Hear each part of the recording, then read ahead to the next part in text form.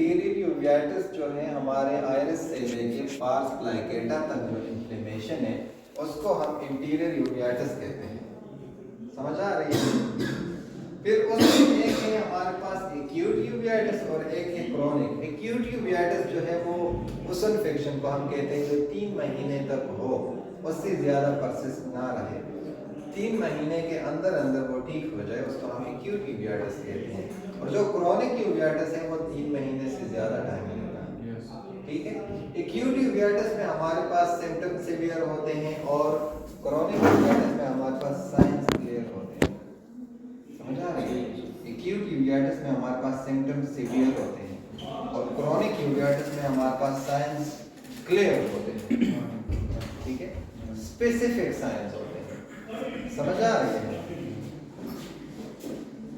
फिर इसमें हमारे पास है क्लासिफिकेशन। तो एक है आयराइटिस, इन्फ्लेमेशन ऑफ आइरिस, दूसरा है एरिडोसाइक्लाइटिस और तीसरा है साइक्लाइटिस। एरिडोसाइक्लाइटिस आइरिस और सेलरी बॉडी दोनों की इन्फ्लेमेशन है। सिर्फ आयराइटिस आइरिस की इन्फ्लेमेशन और साइक्लाइटिस कोरॉइड की इन्फ्लेमेशन। क्लियर है? Just choroid. कोरॉइड सारा उसमें शामिल होगा, सारा कोरॉइड। हां जी, कोरॉइड ज्यादा अक्सर सही है। ठीक है, फिर देखिए इसमें हमारे पास साइंस क्या क्या है। यूवियाटिस चूंकि यहाँ पे ब्लड सप्लाई ज्यादा है तो इसमें हमारे पास पेन भी होगा, ठीक है, सीवियर पेन होगा और रेडनेस भी होगी, इन्फ्लेमेशन भी होगा, सर्कमसेलरी कंजेशन भी होगा, ठीक है, फोटोफोबिया भी होगा, क्योंकि ये इसमें हमारे पास आइरिस जो है ये हमारे पास पीपल है। तो अगर आयराइटिस होगा तो पीपल ये है, ठीक है, लेकिन जब इन्फ्लेम्ड होता है तो पीपल कंस्ट्रिक्ट हो जाता है, ठीक है, और जब कंस्ट्रिक्ट होता है तो जब लाइट इस पे पड़ती है, ये इन्फ्लेम्ड आइरिस है, तो इन्फ्लेम्ड आइरिस पे जब लाइट पड़ती है तो बड़ी वो इनटॉलरेंस होती है, ठीक है, इसीलिए फोटोफोबिया होता है। इसमें हमारे पास पेन क्यों होता है? हमने पढ़ा था कि ट्राइजेमिनल में हमारे पास 3 ब्रांचेस है। तो इसमें हमारे पास जो V1 ब्रांच है जिसको हम ऑप्थेल्मिक ब्रांच कहते हैं, उसका जो नेज़ोसिलरी नर्व है वो हमारे पास कोरॉइड में आता है। तो कोरॉइड की जब यहाँ पे आइरिस तक इन्फ्लेमेशन हो तो फिर ये सारा नर्व जो है ये सेंसरी नर्व है, इसीलिए ये भी इफेक्ट होगा। तो ब्रेन तक आपकी काफी पेनफुल वो पल्सेस जाएंगे। क्लियर है? ये जो कॉर्निया तक गया है तो रास्ते में ये खुद इफेक्ट है, इसीलिए V1 की डिस्ट्रीब्यूशन की वजह से हमारा पेन ज्यादा होता है, ठीक है। लेक्रिमेशन भी होते हैं नॉर्मली, जब आपको फोटोफोबिया होता है तो लेक्रिमेशन भी होते हैं, ठीक है। Dimness of vision, dimness of vision इस वजह से होती है कि हमारे जो इंटीरियर चैम्बर है इसमें हमारे पास लीक प्रोटीन्स होते हैं, एक्सुडेट्स होते हैं, इन्फ्लेमेटरी सेल्स होते हैं, तो जो आपका मीडिया है वो क्लियर नहीं होता। समझ आ रही है? अच्छा, फिर है turbid aqueous, vitreous exudates and pupillary area, complicated cataract. ये सारी चीजें जो है इन्फ्लेमेशन ऑफ आइरिस में जब ब्लड वेसल्स डायलेट हैं तो उनसे हमारे पास लीक प्रोटीन भी निकलेंगे, लिम्फोसाइट्स भी निकलेंगे, मैक्रोफेजेस भी निकलेंगे, और वो सारे जो वाइट ब्लड सेल्स और उनके साथ जो थोड़ी बहुत ब्लड भी रिलीज होती हैं, और ये मोस्टली बैक्टीरियल होते हैं, तो ज़्यादातर बैक्टीरिया जहाँ पे होते हैं पस भी होता है। तो ये चीज़ें जब हमारे इंटीरियर चैम्बर में हो तो मीडिया क्लियर नहीं होगा।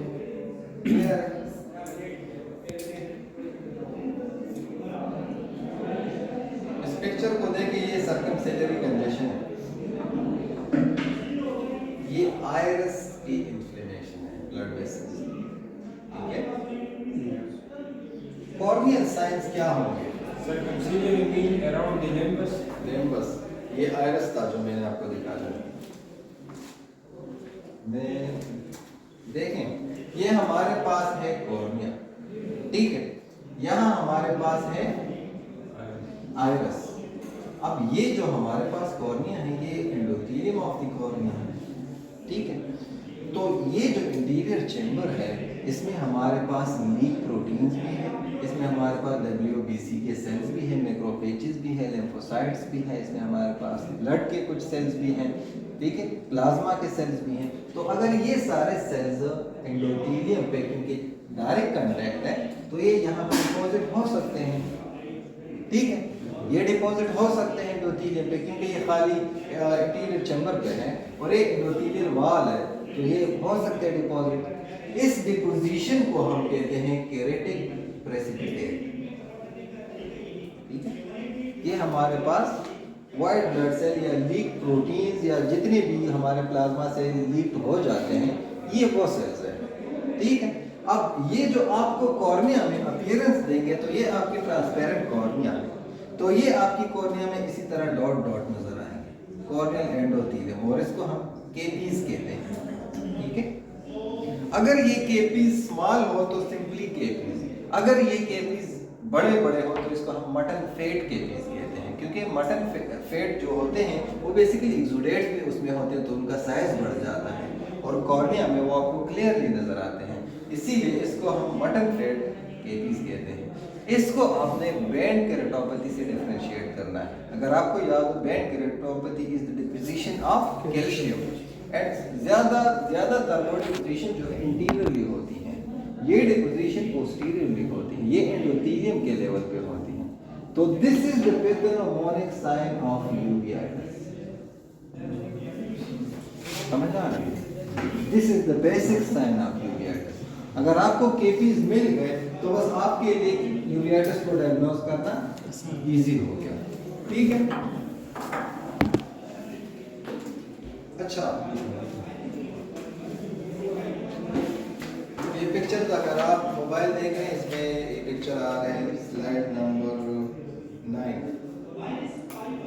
नंबर स्लाइड देखिए, कॉर्निया का पिक्चर देखिए, डॉटेड डॉटेड जो है ये केपीज है, ठीक है।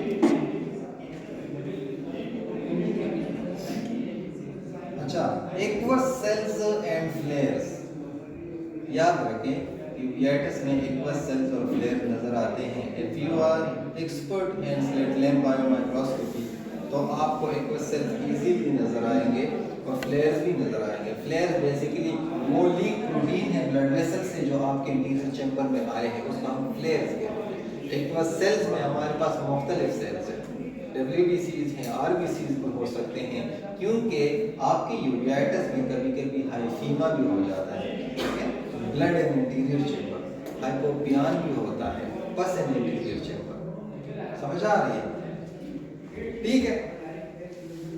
अब देखें इंटीरियर चैम्बर साइंस क्या होंगे। एक्वस सेल्स, एक्वस सेल्स कहते हैं on oblique illumination 3 millimetre long in 1 millimetre wide slit, जो हम स्लिट लैब का वो स्लिट छोटा कर देते हैं, 3 मिलीमीटर लॉन्ग कर देते हैं और 1 मिलीमीटर वाइड कर देते हैं, तब आपको स्पेसिफिकली वो सेल्स जो है फ्लोटेड नजर आएंगी, ठीक है। अच्छा, समझ नहीं है ये वैल्यूज है उनकी 3 मीटर जो हम उसको जो हम स्लाइड बनाते हैं, स्लिट बनाते हैं ना स्लिट लैम्प का, वो जो आप कहते थे कि सर आप इसको कैसे बड़ा और छोटा कर लेते हैं, ठीक है सर। अगर उस स्लिट को हम 3 मिलीमीटर ऐसे लंबा करें वर्टिकली और 1 मिलीमीटर उसको वाइड करें तो ये एक छोटा सा स्लिट बन जाता है। इस स्लिट से हमें एक्वस सेल्स नजर आ जाते हैं यूवियाटिस में, क्लियर है, क्योंकि इन्फ्लेम्ड ब्लड वेसल से ये सेल्स सारे लीक होकर इंटीरियर चैम्बर में आते हैं, ठीक है। पोस्टीरियरली भी जा सकते हैं, ये हमारे इंटीरियर वेट्रस में भी जा सकते हैं, ये लेंस पे भी डिपॉजिट हो सकते हैं, इसीलिए हम कहते हैं कि complicated cataract is one of the complication of interior uveitis, समझ आ रही है, ठीक है। अच्छा, अब इसमें है ग्रेडिंग।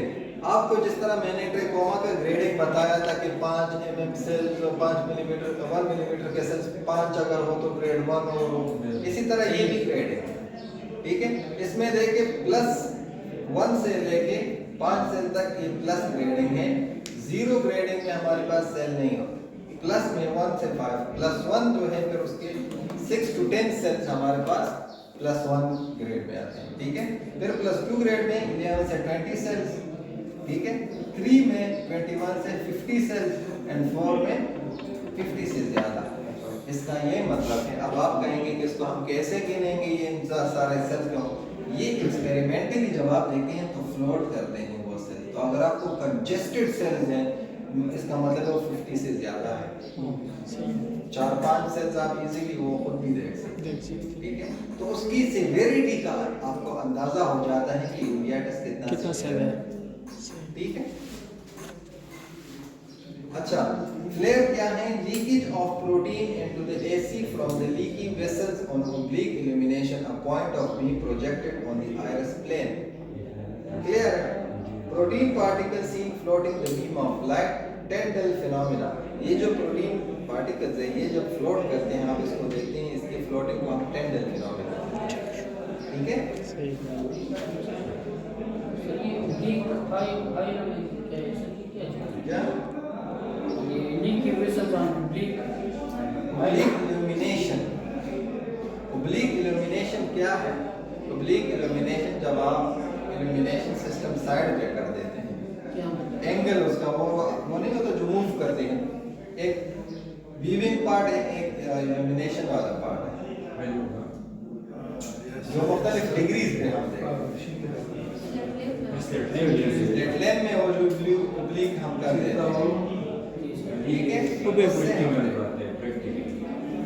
ये आपने नहीं किया वहाँ पे?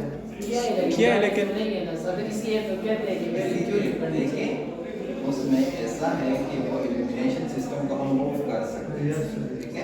सर वो जो इस Dash तरह से illumination system से हाँ जी, जब आप उसको मूव करते हैं तो आपकी वीविंग क्लियर हो जाती है। सही है, सही है। लाइट भी डायरेक्ट जाती है और आप भी डायरेक्ट, तो ये रिफ्लेक्ट ज़्यादा होती है, सही तो है। आपको ज़्यादा क्लियर इमेज की क्वालिटी नहीं नजर आएगी। लेकिन जब आप वीकली जाते हैं, लाइट यहाँ से पड़ती है तो वो रिफ्लेक्ट यहाँ पे होंगी, लेकिन स्ट्रक्चर आपको ज़्यादा प्रोमिनेंट इस ऐसे सही है सर। ठीक है। इसीलिए हम इससे देखते हैं। अच्छा, ये देखिए हाइपोपियान पस जो इंटीरियर चैम्बर में हमारे पास जमा हो जाता है। अच्छा, ऐसी साइंस अब क्या है? हाइफीमा है, blood in AC, irregular AC depth है, साइनिकी। जब हमारे पास यहाँ पे देखिए, जब हमारे पास ये आयरस है और ये पिंपल है, इसके पीछे हमारे पास लेंस है, ठीक है। अब इसकी सारी इंफ्लेमेशन हुई है, तो हमने कहा था कि हमारा जो लेंस है वो बिल्कुल ऐसा है, बिल्कुल नजदीक है, ठीक है। अब जब इस आयरस की इंफ्लेमेशन होगी यहाँ पे, तो ये जो डायफ्राम ऑफ द आयरस है, ये हमारे पीछे लेंस से किसी ना किसी पार्ट पे तो अटैच हो सकता है, क्योंकि ये इन्फ्लेम्ड हो गया। जब इन्फ्लेम्ड होता है तो थिक हो गया, जब थिक हो गया तो लेंस के साथ अटैच हो सकता है। तो हो सकता है कि आपका अब प्यूपल का साइज ऐसा हो। इसका ये मतलब है कि यहाँ पे जो आपके प्यूपल का साइज था वो लेंस के साथ अटैच हुआ है, तो ये ऐसे पीछे गया है आपका आयरस, ठीक है। तो इरेगुलर प्यूपल आपको नजर आएगा, स्लगिश, ठीक है। तो ये जो यहाँ पे इसकी अटैचमेंट है, इसको हम पोस्टीरियर साइनिकी कहते हैं, और अगर ये इंटीरियरली अटैच हो तो इसको हम इंटीरियर साइनिकी कहते हैं। क्लियर है? तो इसीलिए ये जो आपको पोस्टीरियर साइनिकी हो जाती है, इसकी वजह से आपकी प्यूपल जो है ये इरेगुलर होता है, समझ आ रही है। और इस वजह से जब आप इस पे लाइट डालते हैं तो इसका रिएक्शन एक राउंड प्यूपल की तरह नहीं होता, स्लगिश रिस्पांस होता है, इरेगुलर रिस्पांस होता है। क्योंकि पहली बात तो ये है कि ये सारा आयरस इन्फ्लेम्ड है, दूसरी बात ये है कि ये इरेगुलर हो गया, इसके इस प्यूपल के कुछ पार्ट जो है वो लेंस के साथ अटैच है, तो अगर ये मूव भी करता है तो इसकी अटैचमेंट हुई है वहाँ, इसीलिए स्लगिश रिस्पांस देता है, ठीक है। सही है सर। सर ये एक एसी डेप्थ होता है, एक शेलो होता है सर, ये शैलो एसी और डीप एसी। यस सर, ये डीप एसी का मतलब ये है कि इंटीरियर चैम्बर की जो आपकी डेप्थ का ये मतलब है कि इंटीरियर चैम्बर यहाँ से लेके यहाँ ये एसी डेप्थ है, तो अगर ये कॉर्निया आपकी यहाँ पे ऐसे है तो ये ज़्यादा डीप होगी, इसको हम डीप एसी कहते हैं। अगर आपकी कॉर्निया यहाँ पे है तो इसको हम शैलो एसी कहते हैं, समझ आ रही है? जितना कॉर्निया दूर होगा उतना ठीक होगा सर। हाँ जी, नॉर्मल ये 2.5 से लेके 4 तक या 3 तक होता है। सर तो इरेगुलर एसी डेप्थ ये इसी वजह से हम कहते हैं ये जो इरेगुलर होता है ना, इसमें साइनिकी हो जाती है, सही है। इसी वजह से ये इरेगुलर हो जाता है। ठीक है। ठीक है। ये जो इन्फेक्शन है यूवेटिस आपको मुख्तलिफ सिंड्रोम्स में मिलेगा। eye is associated with systemic disease through the uveal tract, क्योंकि सारे blood vessel maximum blood vessel urine track में आए हैं, तो अगर कोई डिजीज आपके बॉडी में है तो वो ब्लड में फ्लोट करके यूरिया में आ सकती है। इसलिए मुख्तलिफ जो सिंड्रोम्स है उसमें हमारे पास ये डिजीज है। आपने बेहसत डिजीज का नाम सुना है? Behcet's disease HLA-G27 autoimmune disease, जो जिसमें हमारे पास यूवियाटिस होता है। यूवियाटिस के साथ आर्थराइटिस भी होता है। आर्थराइटिस के साथ हमारे ओरल सोर्स भी होते हैं, छल्ले जो निकलते हैं, जेनिटल इन्फेक्शन भी होते हैं उसमें, ठीक है। इसी तरह टॉक्सोकेरियोसिस, ट्यूबरकुलोसिस, ये सारी जो डिजीज है इनके साथ कनेक्टेड है, ठीक है। मुझसे इंटरव्यू में ये पूछा था कि यूवियाटिस में जो सार्कोडायोसिस, हमारे पास जो प्यूपल जो है प्यूपल इरेगुलर होगा क्योंकि साइनिंग की है। दूसरा प्यूपल जो है आयरस का इन्फ्लेमेशन है, ठीक है। तो इन्फ्लेमेशन की वजह से ये स्लगिश रिस्पॉन्स देता है, और यही सेल्स जो है आयराइटिस है तो आयरस के ब्लड वेसल से लीक होकर एसी में आ सकते हैं। याद रखें ये सेल्स जो है आपके वेट्रियस, इंटीरियर वेट्रियस में जा सकते हैं और वेट्राइटिस भी काज कर सकते हैं, ये जो आयरस से निकले हैं सर। लेकिन इंटीरियर यूवियाटिस में हम पीछे नहीं जाते, वो फिर हम पोस्टीरियर यूवियाटिस में पढ़ेंगे या पेन यूवियाटिस में पढ़ेंगे, ठीक है। सिंपैथेटिक ऑप्थेल्माइटिस का मैंने आपको बताया था। यस सर, हम याद नीचे उतर गए पता हो। वो मसाल याद, ठीक है। अच्छा जी, बस करें। ये तो अभी कुछ भी नहीं पढ़ा है, ये तो अभी शुरू हुआ। अच्छा देखिए, आयरस साइंस क्या है? Loss of normal pattern. Iris में हमारे पास क्रिप्स और कॉलरेट्स होते हैं, और जो पैटर्न है, ठीक है, वो पैटर्न लॉस होगा क्योंकि जब आयरस की इन्फ्लेमेशन होती है तो ब्लड वेसल से एक्सुडेट्स भी रिलीज होते हैं, वाइटिश लीकेजेस, और वो वाइटिश या ग्रे लीकेजेस जो है आपके आयरस पे ही ऐसे चिपके होते हैं, तो आपका आयरस जो है मडी नजर आएगा। मड किसको कहते हैं? इसी तरह आपका आयरस नजर आएगा, ठीक है। आयराइटिस में muddy in colour in active stage in hyper या हाइपोपिगमेंटेड, अगर क्रॉनिक में चला गया तो ये हाइपर या हाइपोपिगमेंटेड हो सकता है। Iris nodules aggregation of lymphocytes and epithelioid cells, ये लिम्फोसाइट्स और एपिथेलाइट सेल जो है ये एग्रीगेट होकर एक नोड्यूल टाइप स्ट्रक्चर बनाते हैं आयरस पे। तो अगर ये आपके प्यूपल के मार्जिन पे हो, इसको हम कॉपीज नोड्यूल्स कहते हैं। अगर ये आपके आयरस के डायफ्राम पे हो, इसको हम मुसाकार नोड्यूल कहते हैं, ठीक है। सर ये हाइपर और हाइपोपिगमेंटेड दोनों लिखे हैं, दोनों हो सकते तो हैं। दोनों कैसे हो सकते हैं? ये कंडीशंस है। आपको पता है कुछ लोगों को जब यूवियाटिस होता है तो उसको रात में पेन ज्यादा हो जाता है, ये प्रैक्टिकल एक्सपीरियंस है। हालांकि बुक्स में भी लिखते हैं कि यूवियाटिस में the pain would be severe at night. कुछ लोगों का जो वही पेन है वो दिन में सीवियर होता है क्योंकि लाइट पड़ती है, हाइपर, ठीक है।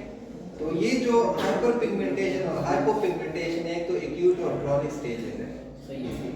तो इसीलिए हाइपर में भी जा सकते हैं, हाइपो में भी जा सकते हैं। मैंने आपको एंटी ग्लाइकोमिक थेरेपी में प्रोस्टाग्लैंडिन की बात बताई थी कि प्रोस्टाग्लैंडिन जो है ये वेसल डायलेटर है, तो इसका साइड इफेक्ट ये है कि हेटेरोक्रोमिया आपके आयरस का कलर चेंज कर देता है, याद है?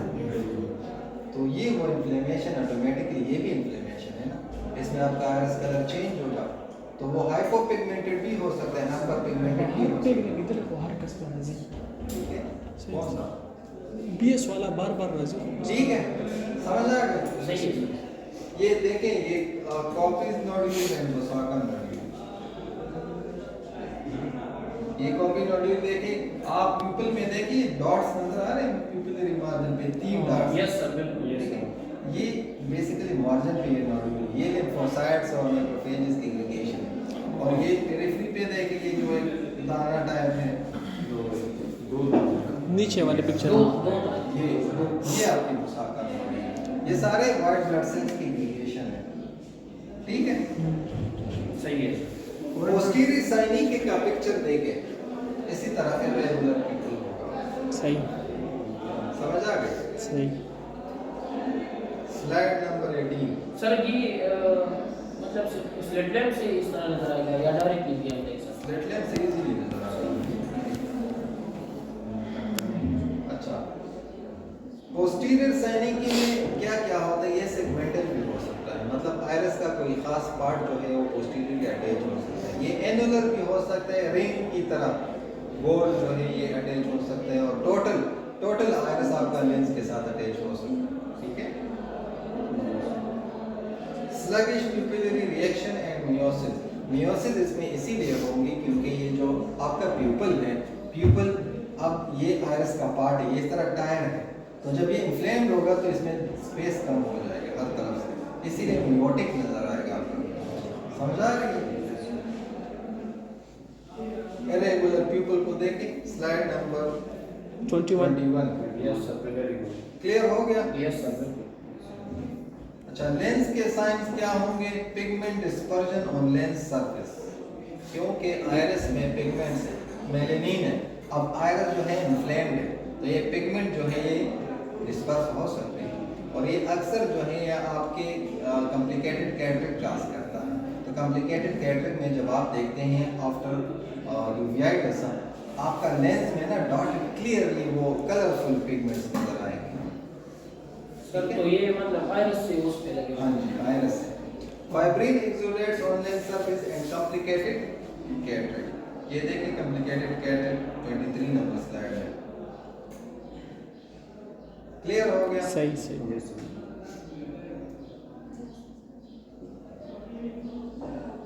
सही है सर। अच्छा, कॉम्प्लिकेशन एंड सिक्वेली हम दूसरे क्लास